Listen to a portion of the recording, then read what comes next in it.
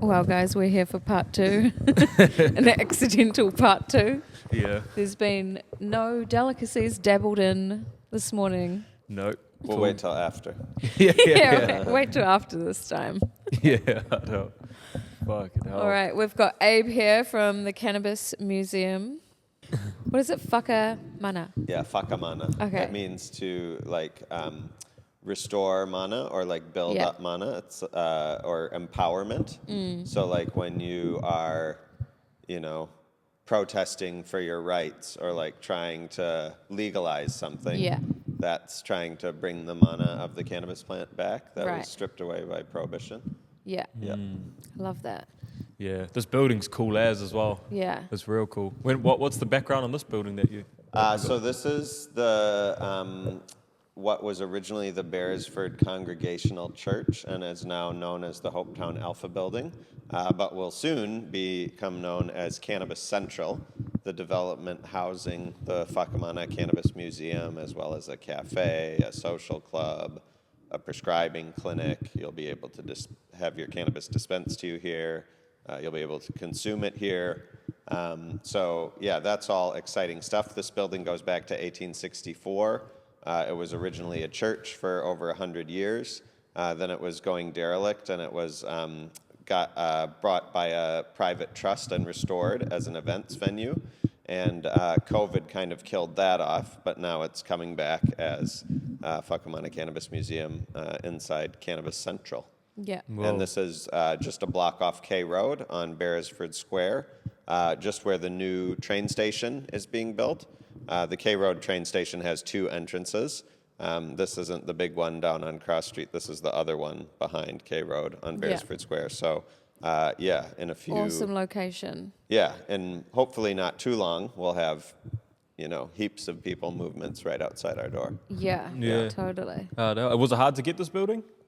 It was. I mean, it was a long process. It took me, Whakamana Cannabis Museum first opened in 2013 in Dunedin, and it existed there for quite a few years, and then it spent 1 year in Christchurch in 2019, and we did a Pledge Me campaign to try to raise $1 million to create a super, high-end, this sort of scale cannabis museum. Now, our Pledge Me wasn't successful. We only got $215,000 pledged, and we needed the full $1 million to realize the sort of teched out museum inside this heritage church in Christchurch. So we didn't take any of the money. We didn't proceed with that, but that was just 2 months before COVID. So if we had all that money and started going and signed contracts and stuff to do all that, that would have kind of been a nightmare at that time. Yeah, totally. It's meant to be then. Yeah, so it was kind of a blessing in disguise. And then we had planned to do a pop-up in Wellington because that was the year of the referendum. And so we were going to have, these neon signs like shining across at Parliament and teaching everybody about cannabis like seriously and officially so that the referendum would be more informed. Yeah. But the week that we were signing our lease was when the first level 4 lockdown was announced. And then by the time we came out of that, it was like, the whole economy had been upended. And we were getting really close to the election. And then, campaigning was kind of truncated as well because of the whole COVID context. Yeah. And the referendum only failed by 1% or something. So if we had actually been able to campaign, it probably would have made a difference. Well, any little thing would have made a difference. Yeah. Jacinda, for instance, saying that she supported it before the vote. Yeah. Yeah. That was so wild when she came out and said that after. I know. It's like rubbing salt in the wound. Yeah. But, so we have also been in storage since COVID, basically. And I've been trying to resurrect the museum here in Auckland since 2021. So it's taken about 3 years to get to this point. And the first few years was even just finding a landlord who was game. Yeah. And then the last 6-8 months have just been negotiating the details because it's very controversial. Yeah, unfortunately. Yeah, so the idea is the law now in New Zealand allows any person to get prescribed THC cannabis flower for any reason by any doctor, as long as they, agree that there's a therapeutic benefit to it. And every cannabis user that I know is actually getting a therapeutic benefit from it. Yeah, In fact, totally. getting high is a combination of relaxation and mindfulness to therapeutic activities. So, as long as the benefits outweigh the harms, which would be probably 99% of users, and, you've screened for risk factors and stuff, and let's not forget that one of the harms is being exposed to the black market and, potentially having to buy shit that's tainted or not produced to a quality level. So you can remove that harm by prescribing someone.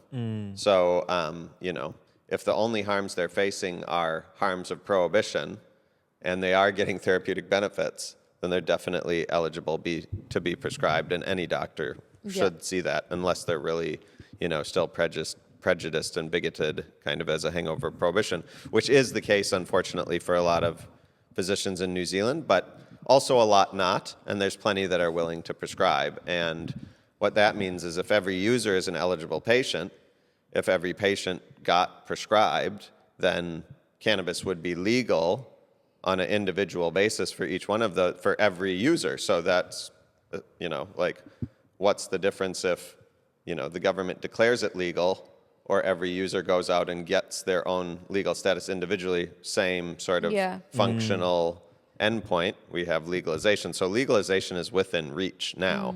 And the government doesn't have to do anything. We don't have to rely on this new coalition, who would be you would think would be hostile to cannabis. They're not involved. All we have to do is just everyone go get their prescription. So what we're creating is a portal where everybody can learn that sort of logical paradigm that I just explained, and then they'll have the opportunity to get their prescription and get dispensed and have food and entertainment all on site. And we've written to the police, we've explicitly written to the Ministry of Health and spelled it out and said, so there is no doubt, is this legitimate? Because we know that this is legitimate and this is legitimate and this is legitimate. Surely if you bring them all together under one roof, there's nothing wrong with that. And they said, no, there's not. So, we're free to proceed with this sort of pop-up experience of foisting legalization onto the public. How far do you reckon we are from it actually being a normal thing, like how it is in California or Thailand? Well, exactly. So, that's about, almost 30 years since California first went medical, 27 years. And shit. Whoa, I didn't realize it was that long ago. Yeah, and so we're medical. at that state, we're California 1997 right now. Yeah. The doctors are there, we're starting to dispense, we're starting to get athletes and celebrities sort of coming out because they have that sanction from their doctor. The open carry is there. Now, that took, 20 plus years to normalize in California. But also, if you look back now, most people in California would say that was the heyday because it's all corporatized and, capitalism has ruined cannabis culture in California currently. But so we're actually at a really cool point.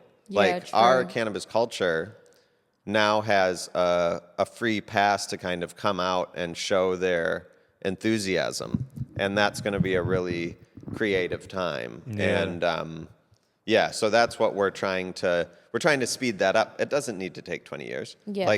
If, all the athletes and celebrities and every eligible user got the memo, we could just do it, if we had enough doctors and good digital system, we could just get it done in a couple of weeks. Fingers crossed. I mean, that's what we're trying to do. We're trying to speed that up, the normalization. And we want, because the thing that works in our favor, though, is everybody reads the internet and Netflix and, Silicon Valley, Hollywood, the people that tell most of us the stories that we believe and, form our identity with. they live in a world of legal cannabis. Yeah. So it's not weird to anyone. And in fact, most cool people, across all genres, like anybody who's cool is consuming pro-cannabis culture media from overseas. And they think it's cool, and they're not ashamed of it. They're only ashamed of it around other people in New Zealand because they think they're supposed to be. So if we can just get everybody to secretly agree behind the scenes, I'm not going to be ashamed, and they all come out all at once, then none of us will have to experience that change. And like, we all go to freaking Thailand and Australia and California. I mean, it's popping off in these places now. So, well, they're moving on to like the next thing. Like they're moving on to like psychedelics and MDMA and things like that. Totally, yeah. So like, come on. No, New Zealand is way going. behind, but we can catch up really quick. Yeah. Like the cannabis culture's here. We're not creating something new. We're not building something from scratch. We're just telling everyone, hey, you don't have to hide. You can be proud of it. Get your prescription. Wear it on your sleeve. Like let's celebrate together this new legal status. It should be like that because we are a big cannabis country. Like, so many people smoke here. Oh, it's huge. We top the surveys year after year. So, I mean, the thing is, exactly, New Zealand has an awesome cannabis culture. We've subtly hinted at it in our tourism marketing for decades. Yeah. And then the freaking tourists come here and they're like, all right, I want to smoke with the fucking hobbits. And everyone's like, oh, no. Everyone's real secretive. Are like, what are you talking about? I don't do that. Yeah. Like, yes, I don't know why it's like that. It's crazy. Like, my dad and I have always been super open. Like, if we would go into town and go for dinner or whatever, we're not there getting shit-faced. Like, we're walking around the waterfront with a joint, and we've done that for years. Like, yeah, but you're from West Auckland. Yeah. She's in Helensville, it's not close to West Oh, my Auckland. God, guys. But, like, it's just, I don't get the whole secretive thing. Well, like, and the other thing about can we New smoke Zealand... Here? Like, who cares? New Zealand extreme cannabis culture, like, think about it.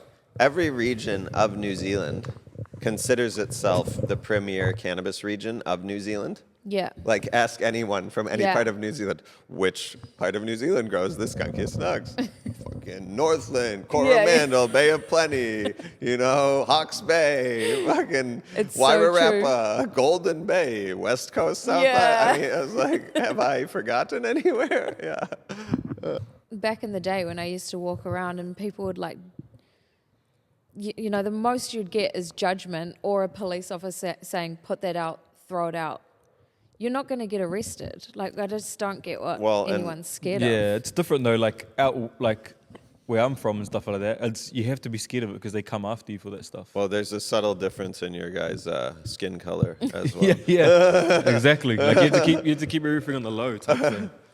But Really? Yeah, definitely. yeah, I mean, so interestingly, in November of last year, just about less than 7 months ago, the police issued a new chapter of their training manual for frontline officers explicitly about medical cannabis prescriptions, like a whole chapter, basically explaining to them medical cannabis prescriptions are a thing.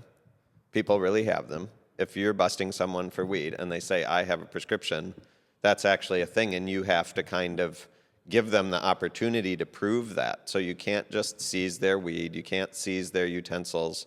They have 7 days to kind of, if they didn't have it on them or whatever. So, Do they do that digitally now? Like can you have a digital... You get the email way. Well, the prescription, the legal prescription that gives you the actual status to sort of carry it around is the container that it comes in. It's that sticker on the container in its original packaging. With so your name and shit weed on it. that's in a prescription container with your name on it in its original packaging is legal. Right. That's the definition in the law. It says that's how you identify lawful cannabis. So there's no tests that get performed on it. It's just, is it in this container? Is that your name? Yep, that's legal. That's the important thing. Now, you can have a picture of that container. You can submit that to the police. Like, the best thing is to carry that container. Yeah. Always. Then it's done. If you don't have it on you, you have the opportunity to produce that evidence. What about the vapes? The vape, so Because this is another interesting thing. In New Zealand, not only can we catch up really quick despite being really behind in terms of what's out in the open, we actually have opportunities here that other jurisdictions don't have, because when cannabis gets legalized as a special sort of separate act, then all these extra restrictions get put on it. And that's what was happening in the 2020 referendum, which I voted yes for and was super gutted that it didn't pass. But I also actually read all 163 pages of the draft legislation, and it was super restrictive. Like, I would have been very happy to say, hey, we finally legalized, but I would have been annoyed at all the shit that they put in there, especially trying to operate a venue like this. It wouldn't have been possible. Yeah. It was deliberately prohibited in the referendum. Right. You couldn't display the leaf on signage, public facing. A neon cannabis leaf sign would have been totally illegal. So it's still had the just referendum like passed. obeying their kind of restrictions. Yeah, it's like second-class citizen status Yeah. for cannabis users, you know, with these extra restrictions. And so even legalization, you know, like in California, yeah, I mean, anybody who wants to smoke can smoke, and they're not going to be persecuted, but it's like you can't really...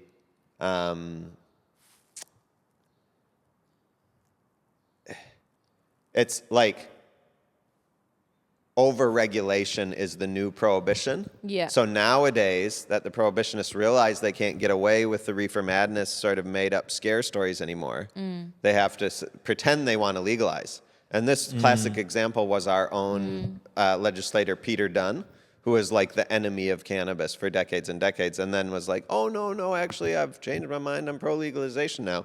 But his version of legalization looks nothing like any cannabis user would be happy with. You know what I mean? Yeah. And so that's the most extreme examples, and there are jurisdictions that are purposely like making the regulations so hard they can never be met. So it's legalization on paper, but not in practice.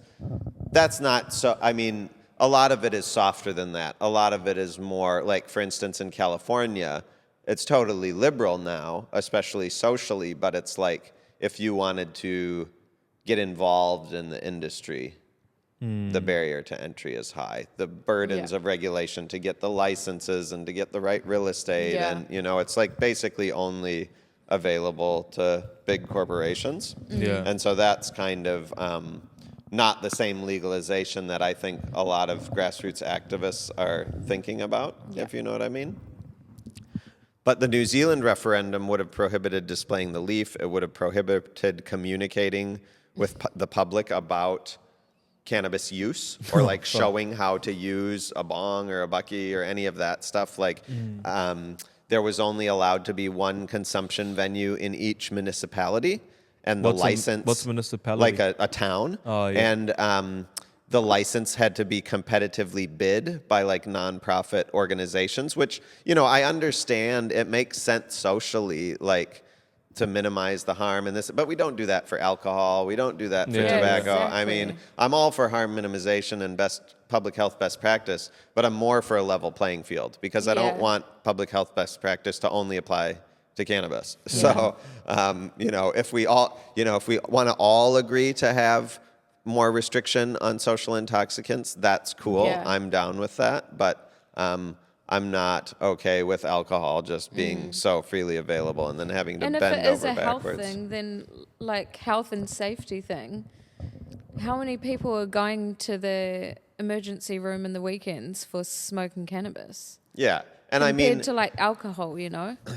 The basic theory is like, if it's, you know, totally prohibited, there's lots of harms caused by prohibition in the black market. If it's totally open slather, then you have rampant commercialization, advertising to children. You know, there's just incentives to like get problem users to use more. In the middle, there's like a sweet spot of the minimized harm, you know, of like some regulation and, you know, some control, but not over.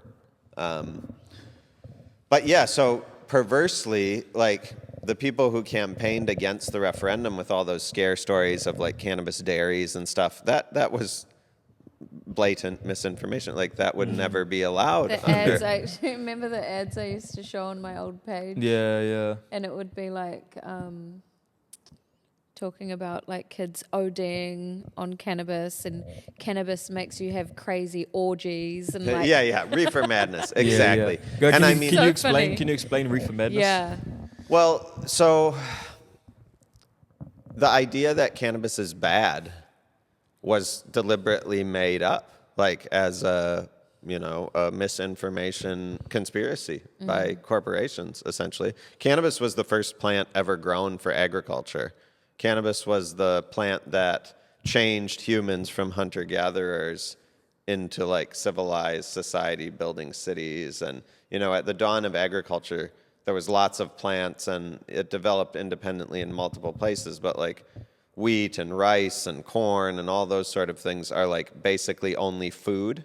Now we've kind of picked them apart scientifically and we can do more things with other parts of the plants. But back then, with, low technology, they were just food. And cannabis or hemp, the seed is super nutritious, super high in omega-3 fatty acids, good for your brain. It's like the highest nutritional value and yield of a seed crop of any crop. But it's not just a food, because the waste product, like the byproduct of growing it for the food, you have the female flowers and the resin, like the medical and spiritual sort of aspect of it, like the intoxicating effect, which is pretty profound, you would think, to early human beings. But then you also have all the fibers from the bark and like ropes, pulleys, clothing, fishing nets, sailboats, like every technology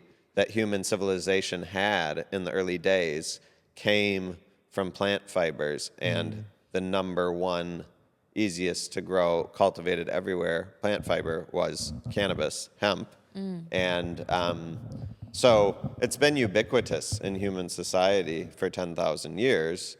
So much so that it's hardly even mentioned sometimes. It would be like talking about air or water or, it's just like something that was obviously around. But you can see references to it in lots of ancient texts, and we find it in the archaeological record going back thousands of years. So this isn't some like stoner ranting and raving. It was clearly one of the earliest crops, if not the first crop, and it was there ubiquitous through human history. It was only in the sort of early decades of last century that the story that cannabis was bad or harmful was kind of made up. And that was tied up with basically... Big Pharma. Yeah, what what came to be known as reefer madness was a deliberate propaganda campaign by media corporations that were owned by pharmaceutical and oil interests.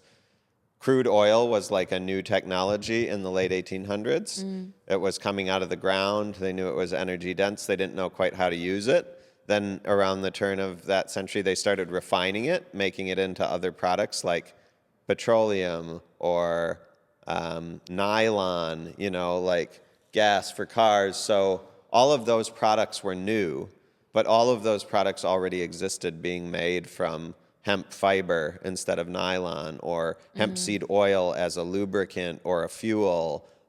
So, Henry Ford's earliest cars were made of like a hemp-based plastic composite panels, and they ran on hemp seed oil for fuel. So it was really like oil couldn't take the place that it does of running the global economy with a competitor like hemp in place.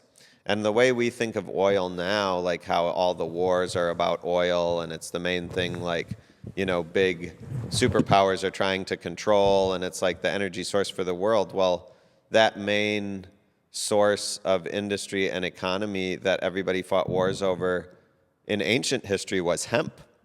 And all of the naval armadas of, the great powers, Napoleon's France, or, the British Empire or Spain, that was all hemp. They needed like tons and tons of hemp every year. The sails and the ropes on a huge galleon had to be replaced twice a year. that was like they were going around conquering things, taking up resources, land, gold. The only way they could do all of that was with hemp. And when they were fighting land wars in Europe, it was like, how do we control access to the vast farmlands? Or, like, we need to grow hemp here. We don't want to buy it from the Russians or whatever.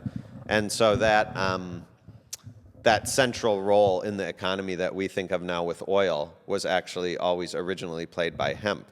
And oil could only come to the fore the way that it has today if hemp was kind of taken out of the equation, like in deliberate industrial espionage. And so this was the era that was known as yellow journalism. Like, there was newspaper tycoons like William Randolph Hearst that basically controlled all the information that the public received. Yeah. He had a famous quote, "You provide the pictures, I'll provide the war," and basically like making up stories in the media to promote their own business interests, essentially. That's and, crazy. Like conquest in Latin America and supporting dictators and this whole... It's like the OG Rupert Murdoch. Yeah, this geopolitics, like media game is not new. Yeah. And cannabis was the original sort of casualty, or, well, not, I mean, it goes back thousands of years, but Prohibition and reefer madness was part of that paradigm. It was a made-up story to take cannabis out, and that's where the term marijuana comes from. Like, no one, like, cannabis is what it's called. That's its scientific name. That's what it's always been known as. In Spanish, it's cañamo. Marijuana was like an obscure Mexican slang term that was only used in like one small part of Mexico. But that time of reefer madness in the 1920s, the newspapers promoted the idea of this new drug, marijuana, that was bad. And like, if they said it was cannabis, everyone would know that was bullshit. Yeah. But because they were using racism and scaring people with, Mexicans wearing shotgun shells around their chests and smoking marijuana, that was scary. And they also played into the fear in like public white America against blacks. Yeah. Because it was cannabis was used by a lot of like jazz musicians and stuff. Louis Armstrong was a famous cannabis user, and so they kind of were like using jazz culture and like the integration of blacks and whites in America that they didn't approve of, and the idea of scary Mexicans fighting for independence to create this new drug scare, like a public panic. And that's where Reefer Madness was actually the name of a film that came out in the 1930s, showing people having one puff of a joint and then going and murdering and, sleeping around and, just the most insane sort of obviously false excesses. But it was a concerted campaign. They even created like... Oh, they did it so well. Yeah, they created medical associations of doctors that they paid to sort of suffocate monkeys with like 100% pure cannabis smoke until they died and said cannabis causes brain damage. And so all of these stories that, together paint a picture of cannabis being this potentially risky, scary, harmful thing. They're all, if you actually interrogate them, they're all total bullshit, and they all can be traced back to this same period and the same group of people basically pushing propaganda. And if you go back any further than that, they've tried to censor it out of history. Like, in textbooks before the 1920s, cannabis is just there like it's no big drama. Yeah, then those same textbooks, another edition published in the 1930s, it's not even mentioned. Here's like a cornerstone of ancient history. It was such a turning point in culture, though, as well, with like the music people were listening to, like the devil's music and things like that. It was such an era that so many parents were trying to put a stop to and think their kids were all losing their minds. And that reefer madness propaganda was recycled over and over, and we saw it in the 40s and 50s and the 60s and 70s. I mean, up until even still in the 2000s in New Zealand, despite the rest of the world having kind of gotten over it by then. But yeah, that's what reefer madness is, and as you identified, it's like that paradigm of making shit up to sort of heard the masses never really stopped. And those same powerful They people. did it so well. Like, it's that did still it so well. working. They're still doing it. It's still working. Like, there's so many people out there that still believe that it is Well, and they still create a panics drug. and drug scares about, Yeah. you know, minority groups, the Yeah. public health panics. If you still think like justify- this, you're still brainwashed. You're still under the spell of reefer madness.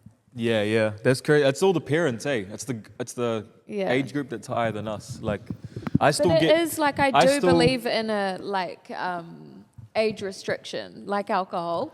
Yeah. Like, I still believe in that. I think anything like mind altering at a young age before Totally. full brain development. Totally. I believe. Yeah. I still know? think, like, I'm still, like, get shy or, like, don't even want to talk about, like, smoking weed in front of my parents. Like, still. I do it, though. I'm getting used Yeah. to doing it. But, like, I'm still like, oh, shit. Like, I Like, don't he want thought it was crazy, like, with my family, because Yeah. my family, like, we're very open about it. And smoke weed in bed and shit.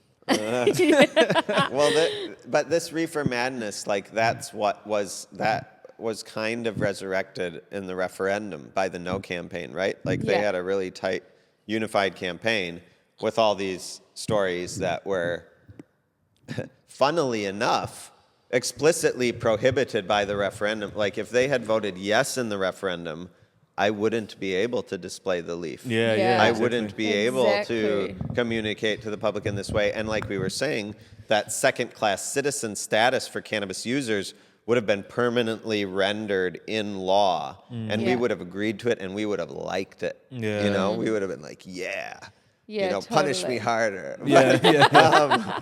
But it didn't pass. And at the time, it was devastating because we had the medical legislation, but no THC flower products had been approved. So just CBD. yeah, just CBD oils and Yeah. stuff. And so it looked like our medical was one of those over-regulation by, prohibition by stealth. Yeah. And that it was never going to resemble anything like And average to try and cannabis get it looked user. at again would have been a mission. What's that?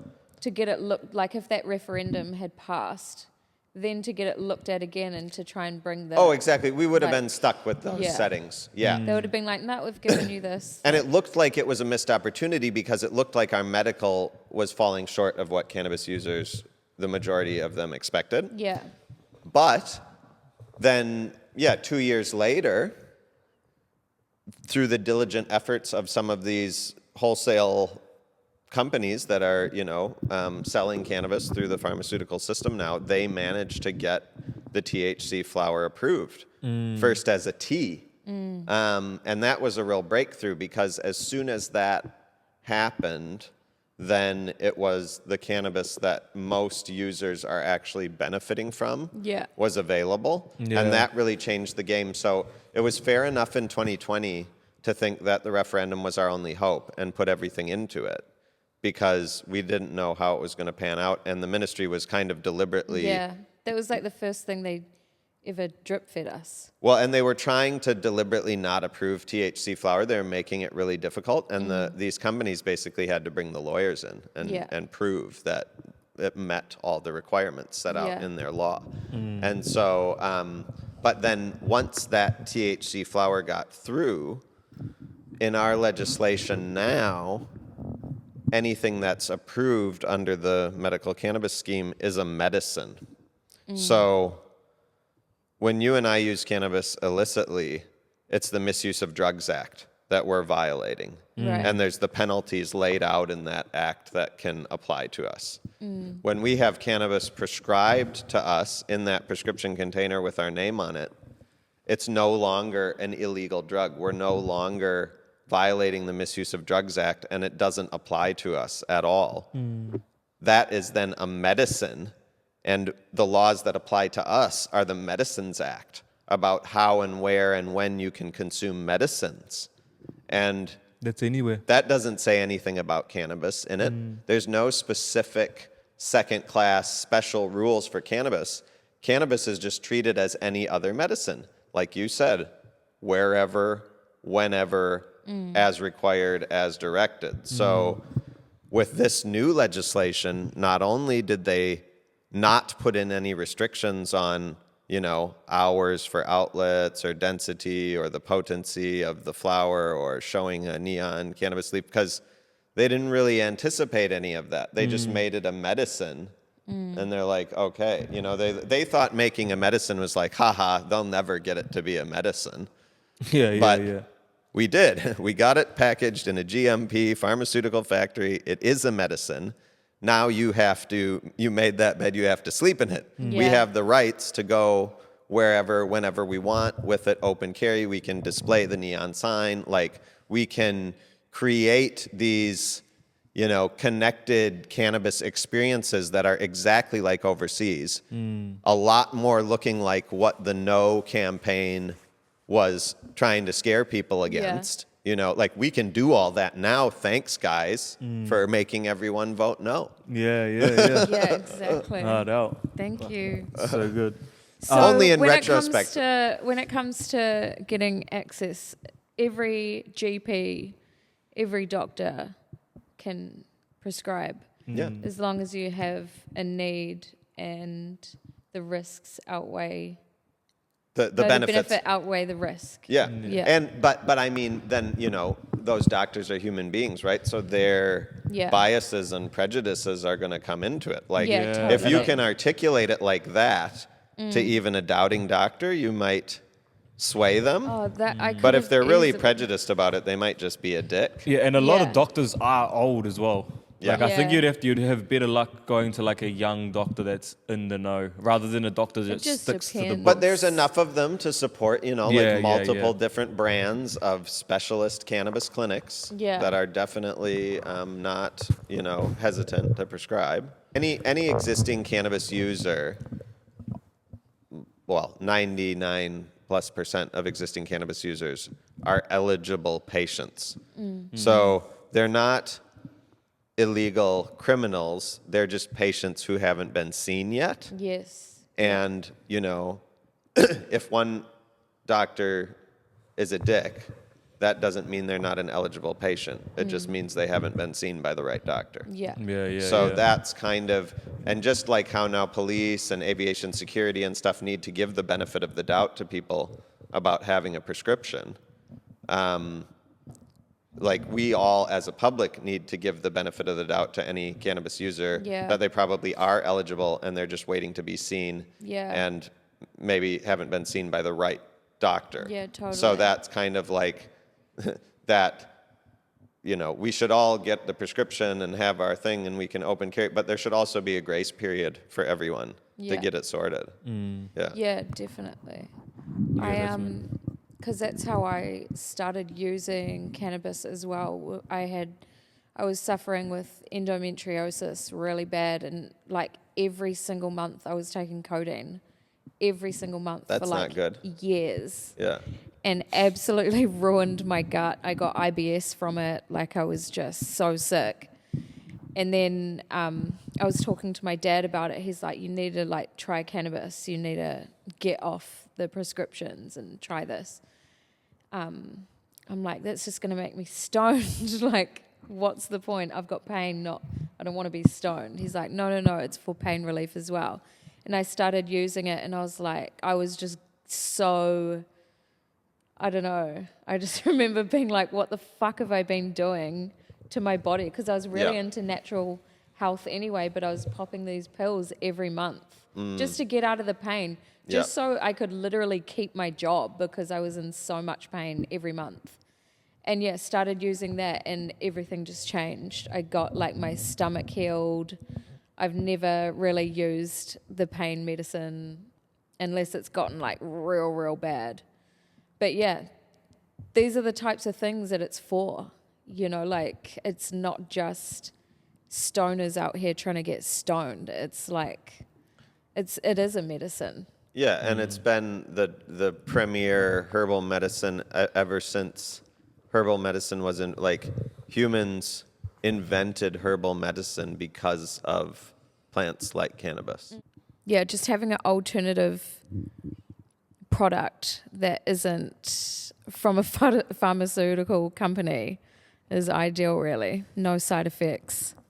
Yeah, and it's silly that, we've had to pretend that it's a pharmaceutical product and have it, in some cases sterilized in a pharmaceutical factory. Like, that's not what's supposed to happen. It is a fresh botanical herb, and that's where all the potency comes from.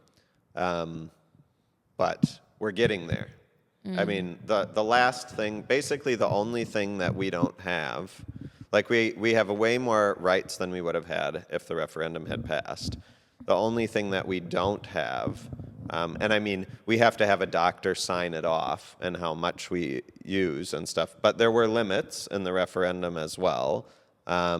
So, that's not ideal, but doctors get it, and there's good ones out there, and you can pretty much find one now that can understand whatever your level of use is probably appropriate for you, unless you're like having huge financial difficulties or, constant relationship troubles, or, like if you're not experiencing problems and you're leading a good, productive life and you're using cannabis regularly, whatever amount that is probably the right amount. Yeah. And the doctor doesn't need to make you have less or more, just needs to understand the therapeutic nature of your current use. Yeah, I think that's important for a lot of people to hear that, because one of my mates was like, oh, when they prescribe it to you, do they tell you how much on the container you're allowed to have, or day to day in that? And I was like, oh, I can't actually answer that, I don't know, but I doubt they would. Well, it's more about like, this is how much you can have for a month, Right. And it's like they might say have this much a day or whatever, or as required. Mostly it would be as required, which is kind of when do you require it. But and like if it says have 1 gram a day and you have more than that some days and less than that, that's not a violation. It just you can't refill it for 30 days, That's where the limit comes in. Oh, yeah. That they know of anyway. Yeah, well, I mean, through the pharmacy, right? Yeah, exactly. So, yeah, that's kind of one limiting factor, but that's fine. I mean, it's good to keep track of your use, and there is such a thing as abuse, If you have to use heaps and heaps, like there's a better way that you could use it that would be more effective. And like I'm a big advocate of taking a tolerance break from time to time, because smoking the same weed continuously, it starts to, it's nice to change strains, because it doesn't always, it kind of you become immune to certain strains in some ways, or if you smoke too much, your tolerance gets really high, and even just 24 hours or like waiting until the evening, you can get really high again. So that's always good. And so there's good reasons to sort of monitor your use and limit it at certain times. But the only other thing missing and that we would have had with the referendum would be home growing. And that we were only allowed 2 plants anyways with the referendum. So really there's a very narrow gap between what we could have had and what we have now. And in fact, we have a lot more extra stuff now. We should definitely allow home growing and, stop persecuting anybody out there who doesn't have their prescription yet because they just haven't gotten it. But if we had those in place, like the police recognizing in a way that they do, like that everyone can have a prescription, they've kind of become really hands-off now since that directive was issued. And, they'll still fuck with people if it's someone they don't like, or there's other reasons why they're prejudiced against them. And they still can use cannabis as a thing, especially if that person doesn't have a prescription and doesn't know that that's even an option that they can mention. So there's still persecution, and people still getting busted for growing, and they're still doing the helicopter operations and all that. So, I mean, that needs to stop. But it's a major change. Like the police, other than those few instances, it's basically totally hands off, and we just need to have the public realize that and adjust their behavior accordingly, so they're not so scared about it anymore. And we will get to that California level quite quick. I mean, look, we see ourselves as sort of like a cooler version of California, don't we? Like the New Zealand national identity, like we don't, you know, not like we try to be American, but like we're basically like Silicon Valley and San Francisco with a lot better beaches, or you know what I mean? Like that's kind of how we see ourselves. There's one critical thing missing from that is a laid-back attitude about cannabis. It's it is actually a cooler version of California, except for this glaring omission. So if we can solve that,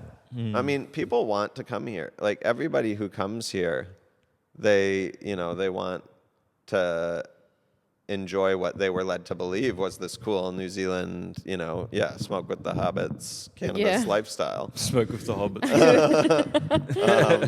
I can see the teaser. Yeah. So we need to make that a reality. Yeah, totally. So what would you say is the healthiest, least harmful way of ingesting cannabis? Oh, I would say probably definitely edibles. Yeah. But that takes a while to act, and it's hard to, not as easy to dose. Like when you inhale it, you feel it right away, and so you know how much to have. Yeah. Whereas when you eat it, it's not working. You take more, you have too much, or you never have enough, and it never works. Yeah. I mean, vaporizer is really good, like better than smoking. Smoking burns up the cells of the plant. That's like wood on a microscopic level, so it's like black smoke that you're getting into your lungs. The THC is in a little tiny gland on the surface of the female flower, like what looks like the crystals. It's actually little hairs that exude a droplet of essential oil. That has all the good stuff in it. So you only need to heat those until they evaporate.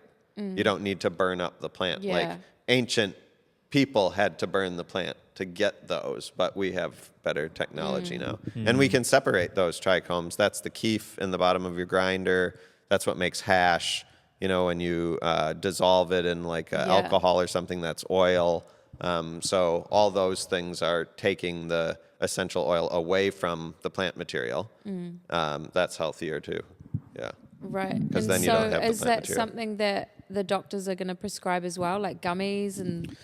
Well, or is it literally unfortunately, just the because of flower? our pharmaceutical system in New Zealand, they have to meet a certain specification, and they have to be exactly the same pharmaceutically every time. Right. And So the companies same have to, dosage and companies have strand to invest a lot of money to get that consistent, and then they have to package them in a pharmaceutical clean room environment to a very high standard. And so, Is this what organic genetics is going to be doing? Yeah. I mean, they'll be cultivating. I don't know how much processing they're going to be doing or what kind of Shout products out to them, by the way. they're going to Shout approve. out But to my boy Paul.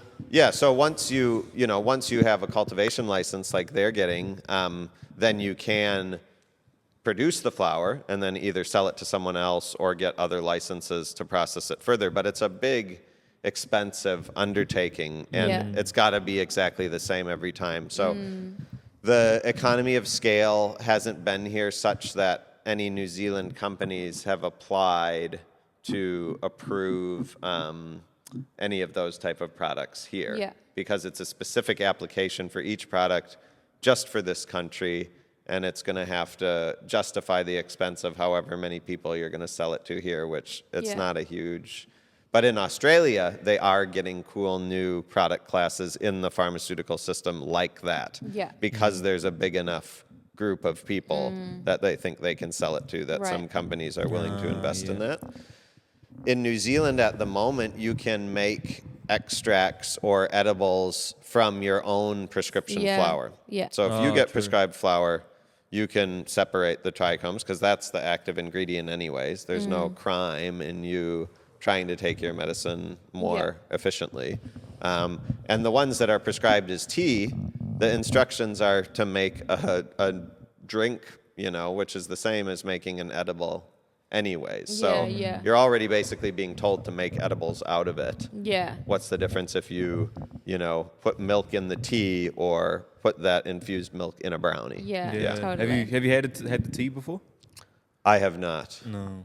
Because I don't pour boiling water over pristine cannabis flowers ever. Oh, is that how it's done? I thought it was like a tea bag, like a set of tea bags you get. No, it's kind of like... What about if you put it in a pot and heated it slow cooked it?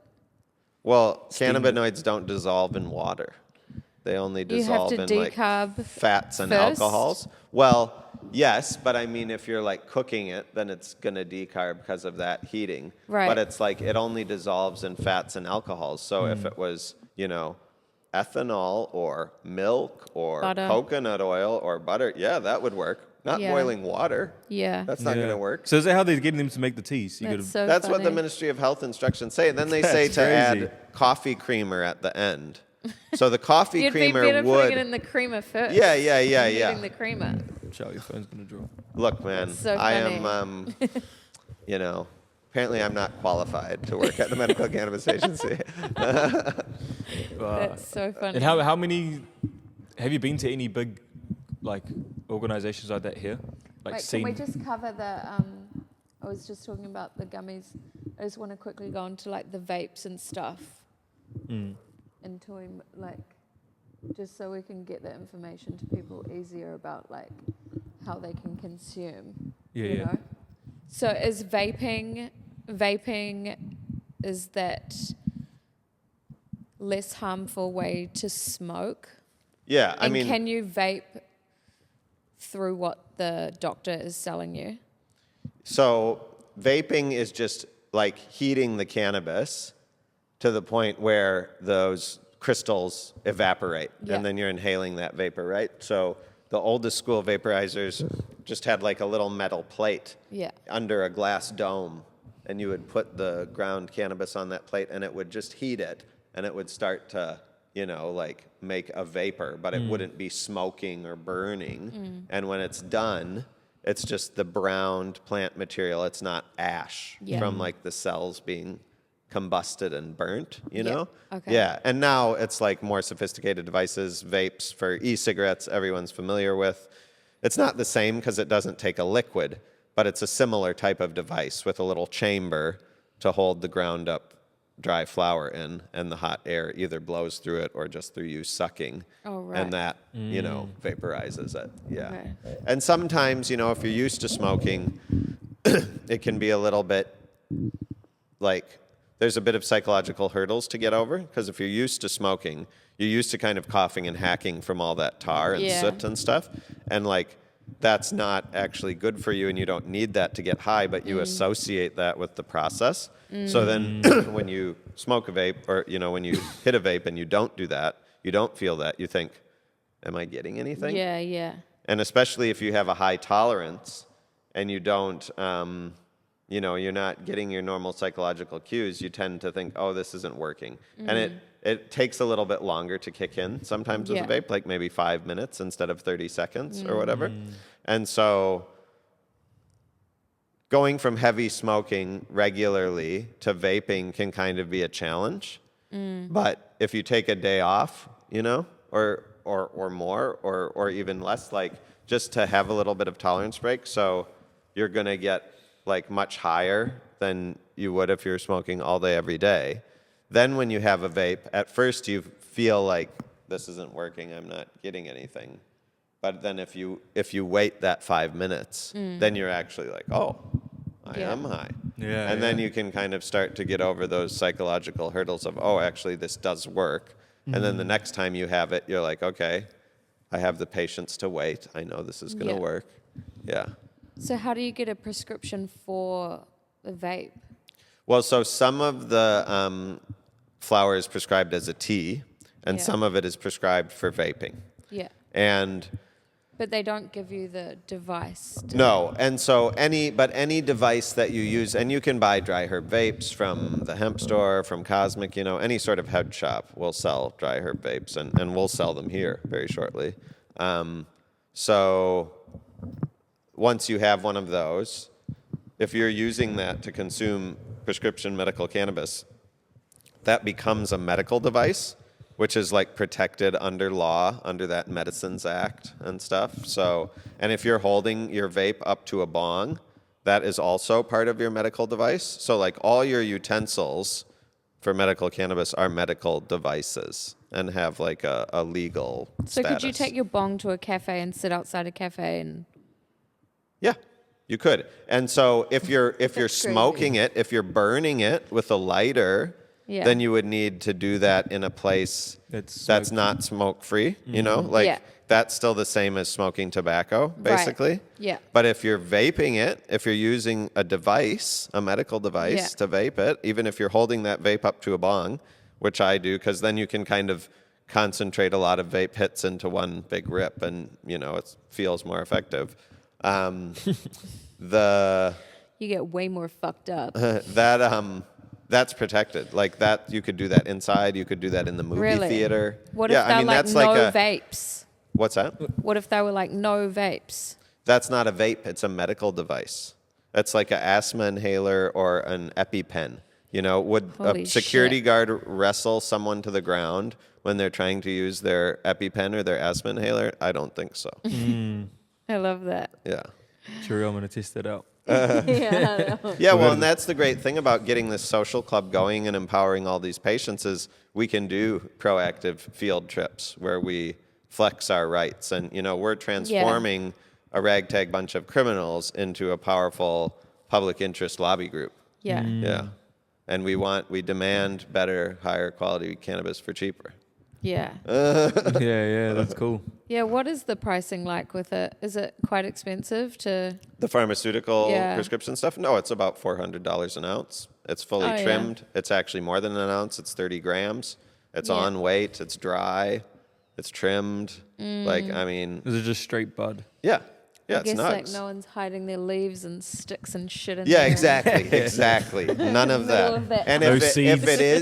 it is overly stocky, you can actually call the consumer complaints way. line and return it. Yeah. Return it with different. Yo, there's too many sticks in this bitch. Yeah. Find too much I want seeds. a new ounce, please. Yeah. So there's all those sorts of consumer protections. The only annoying part is you have to fucking pay GST, which is 15%, you know. So that $400 is actually, it's only like $340 or something, you know, if you take Yeah. off the GST. It's Yeah, true. yeah.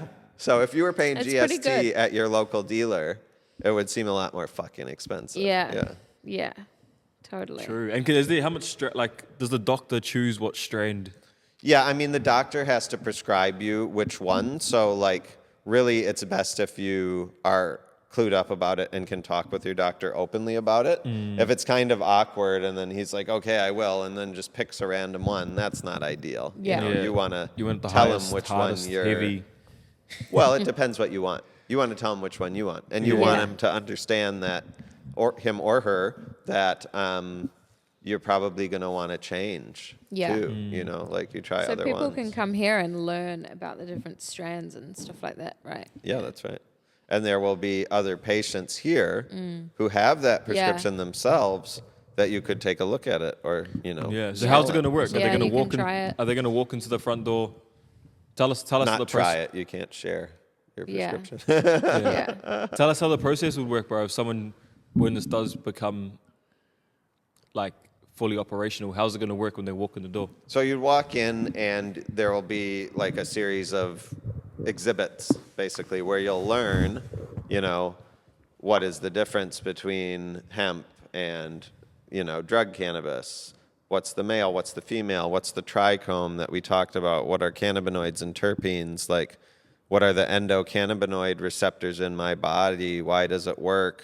You know, when did it become legal? What do I need to do to get a prescription? Like, any of those frequently asked questions that people would have, there will be a display and an interactive thing to sort of answer those questions, but also, you know, like demonstrate them physically and like help people really understand. And then they'll realize, you know, at some point on that journey, oh, I am an eligible patient.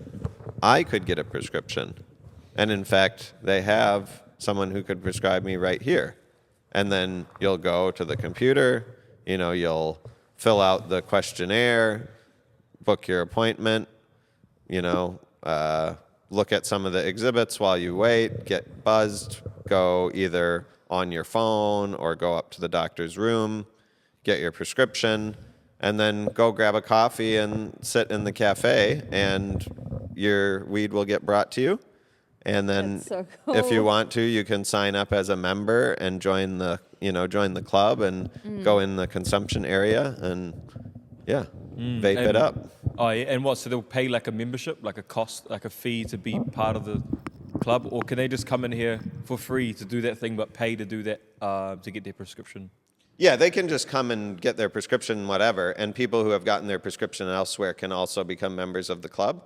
But like, there will be a dedicated, sort of nicely appointed consumption area that's members only, that you have to sign up for a weekly automatic payment subscription. Sweet. But everybody else would be free if they just came in. So to come in the museum is free and learn and look at the exhibits. Obviously, you have to pay a fee to get your prescription. You have to pay a fee to buy the actual cannabis, or the cafe or whatever. We'll have a lot of opportunities, to sell things to customers, but the museum itself is free. Yeah. Oh, yeah, cool. Oh, yeah, sweet. That's cool as. And we don't want to prevent anyone from coming in and learning about it, Yeah, totally. Yeah. And we don't want anyone to like hesitate. Yeah.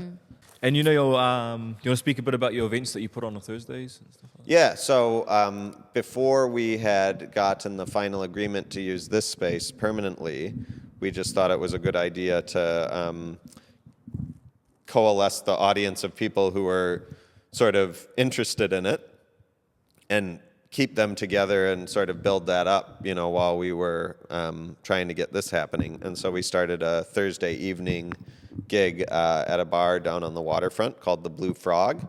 And that bar usually has like night markets and stuff, but on Thursdays they let us come in with our Cannabis Social Club because they know that patients are allowed to use medical cannabis wherever they want, so they let them do it on their premises, and they know that most people are eligible to be patients, so they just assume that people are, and it's kind of like you're agreeing when you enter the premises that if you're consuming cannabis, that it's lawful and that you're a patient. But no one will check you though, eh? No one's trying to check you. No, it's on you because you're agreeing. So if the police came and brought it to our attention that there was somebody who was using unlawful cannabis, then we would have to ask them to leave. But they had already agreed to that anyways. Yeah. Ah, yeah, sweet. And so anybody can come to those Thursday events, eh? It's just open to anybody that... Yeah, open to the public, that's right. Just to teach, to normalize it down in that waterfront environment and to teach people that this is now a possibility and to advertise the museum. Yeah, those events are cool as, man. You guys should come down. Yeah, Blue Frog, Wynyard Quarter. Yeah, and there's going to be a bigger one on a Friday coming up as well. So yeah, it's the one that we're planning, eh? And eventually, those type of gigs, once this is open, this is also a venue. Yeah. Yeah, hard out. Yeah, I can't wait to do. Can't wait to come here. This place is sick. Because we went to you did the stand-up comedy one, eh, as well. Yep.